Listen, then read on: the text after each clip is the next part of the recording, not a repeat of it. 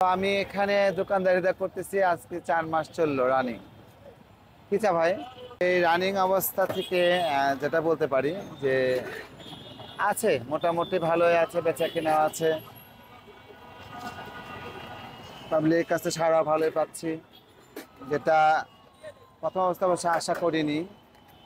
এখন একটু কমতি হচ্ছে, কিন্তু মানুষ রেসপন্সিবিলিটি করতেছে, সেটা ভালোই, খারাপ না। আমার কথা হচ্ছে হলো, আরেকটা মানুষ যদি আমাকে সহযোগিতা করে তাহলে আমি আর এগিয়ে যেতে পারবো। হাত পাতা জীবন থেকে বেরিয়ে আসছি এবং চাই না হাত পেতে খেতে। কথা হচ্ছে যে মানুষ যদি সহযোগিতা করে আমাকে, তো অবশ্যই আমি পারবো ভাই, আমার মতো আরো কয়েকজনকে কাজে লাগাতে পারবো।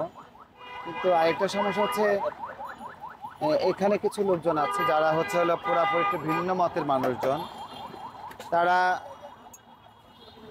এক বাজার মনিটর না করে এসে অনেকে এখন দরদাম করছে যে এত দাম কেন, চার দাম কেন, 10 টাকা হবে, 15 টাকা হবে। একটা রং চা যদি 5 টাকা করে বিক্রি করা যায়, চাল চিনির দাম কত হওয়া উচিত?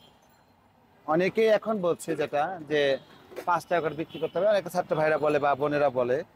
তা আমার কথা হচ্ছে, বাজারে যদি চিনি যদি আমরা 30 টাকা 40 টাকা কিনতে পারতাম বা 50 টাকা কিনতে পারতাম, আমরা বেচতে পারতাম। আমরা কিনতে পারি না, বেচবো থেকে। তো তার চেয়ে বড় কথা হচ্ছে যে কেনা বেচার মাঝখানে যে জিনিসটা হয়েছে, যে আমার এই অভিজ্ঞতা থেকে যে আমি কিনলাম, যদি আমি কম কিনতে পারি তো অবশ্যই কম বিক্রি করতে পারবো। তো অনেকেই বলে যে কম কেনা কম বেচার ভিতরে যেটা হয় সেটা হচ্ছে বড় কথা। তো তার ভিতরে বড় কথা হচ্ছে যে আমরা কি করতেছি, কেমনে কি করতেছি না করতেছি সেটা দেখতে হবে। এখানে সকাল অনেকেই ভোরবেলা দোকান খুলে, 5:30 6টা দোকান খুলে, আমি দোকান খুলি 8টার দিকে, আর দোকান বন্ধ হয় 10টার পরে। তো এই যে বন্ধ করা খোলাটা, সেটা হচ্ছে একটা কথা।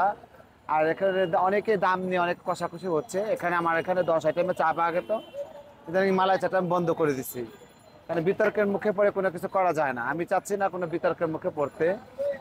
আর যেটা হচ্ছে হলো যে এখানে গরুর দুধের চা আছে, কন্ডেন্স মিল্কের চা আছে, গুড়ের চা আছে, চিনির চা আছে, মাল্টা চা আছে, মাল্টোবা আছে, হরলিক্স আছে, কফি আছে, তেঁতুল চা আছে। এসে রাত্রির বেলা যেটা হয়, বিকেলের পর থেকে গুড়ের চাটা বেশি চলে, গুড় এবং তেঁতুলটা বেশি চলে। আগে বেশি মালটা চলতো, এখন গুড় আর তেঁতুল চলতেছে। মালটা চা 15 টাকা। আমার মনে হয় যে এটা সর্বসাধারণের জন্যই ভালো। একজন এসে যদি বলে, পট করে যদি বলে যে মালটা চা 10 টাকা বিক্রি করতে, 1 কেজি মালটার দাম 300 টাকার উপরে, 320 বা 30 হয়ে যায়, 40 হয়ে যায়, তাই হয়ে থাকে, তাহলে একটা মালটা চা কিভাবে 10 টাকা বিক্রি করা যায়? ছাত্রছাত্রীর জন্য অবশ্যই আমরা স্যাক্রিফাইস করবো না কেন? তারা লেখাপড়া করতে আসে, তারা স্টুডেন্ট মানুষ, অবশ্যই তাদের স্যাক্রিফাইস করবো। কাজ কোনোটা ছোট না, ছোট করে দেখলে সেটা ছোট হয়ে যাবে, তাছাড়া না। একটা মনে করি ভালো, নিজের একটা স্বাধীনতা পাইতেছে, সবচেয়ে এই বড় জিনিস।